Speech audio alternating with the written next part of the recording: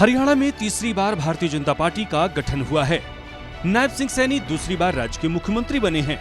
नायब सैनी पद संभालने के साथ ही बड़े फैसले लेने भी शुरू कर दिए हैं।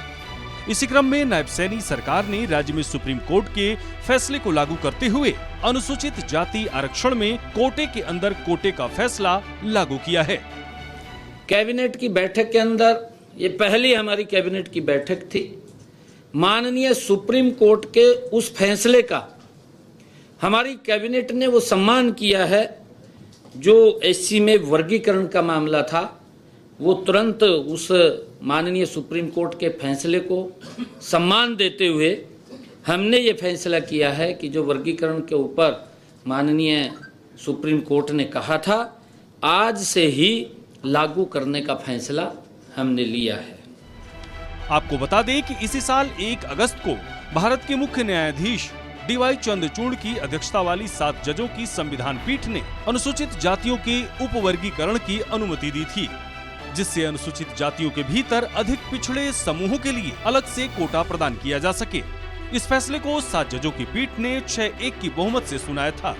अब चलिए आपको बताते हैं कि क्या है कोटे के अंदर कोटे का फैसला, जिसे प्रदेश सरकार ने लागू किया है।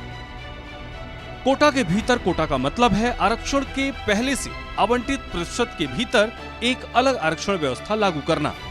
ये व्यवस्था मुख्य रूप से सुनिश्चित करने के लिए है कि आरक्षण का लाभ समाज के सबसे पिछड़े और जरूरतमंद समूहों तक पहुंचे, जो आरक्षण प्रणाली के तहत भी उपेक्षित रह जाते हैं। इसका उद्देश्य आरक्षण के बड़े समूहों के भीतर छोटे कमजोर वर्गों का अधिकार सुनिश्चित करना है, जिससे वे भी आरक्षण का लाभ उठा सके।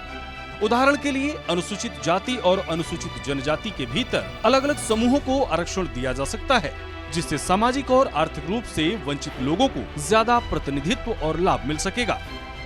मुख्यमंत्री नायब सैनी ने जैसे ही इस फैसले को प्रदेश में लागू किया, वैसे ही धीरे धीरे अब लोगों की प्रतिक्रियाएं भी आनी शुरू हो गई हैं।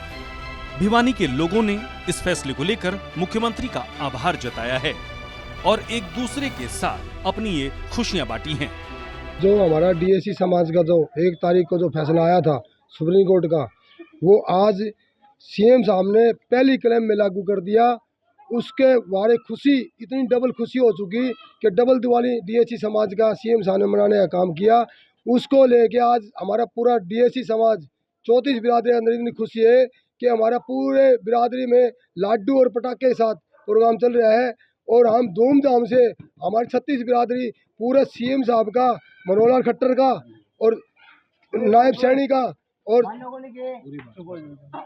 क्या नाम से अपना नरेंद्र मोदी जी का, हम पूरा समाज डीएससी समाज हम इनका धन्यवाद करते हैं। 2004 से हमारी लड़ाई चल रही है डीएससी को लेके, एससी वर्ग को लेके चल रही थी। आज वो कहीं न कहीं 2024 में जाके वो हमारी कंप्लीट हो चुकी है।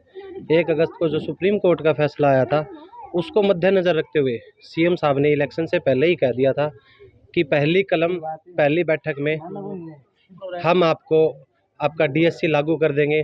और सेम ऐसा ही हुआ। कल ही शपथ ग्रहण ली थी नायब सिंह सैनी ने और आज उन्होंने पहली कलम में हमारा डीएससी का लागू किया है। इसलिए हम पूरा समाज, डीएससी समाज, पूरी भाजपा सरकार को, माननीय नरेंद्र मोदी जी और हमारे प्रदेश अध्यक्ष, हमारे अध्यक्ष, सभी को हम तहे दिल से धन्यवाद करते हैं और हम ऐसे ही सपोर्ट करेंगे। आप हमारा ऐसे ही आशीर्वाद रखना, हम पूरा समाज आपका ऐसे ही सपोर्ट करेंगे।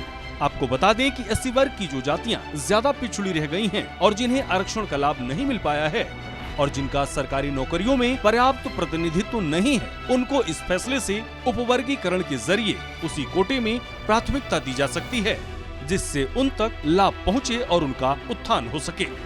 ब्यूरो रिपोर्ट, सूर्या समाचार।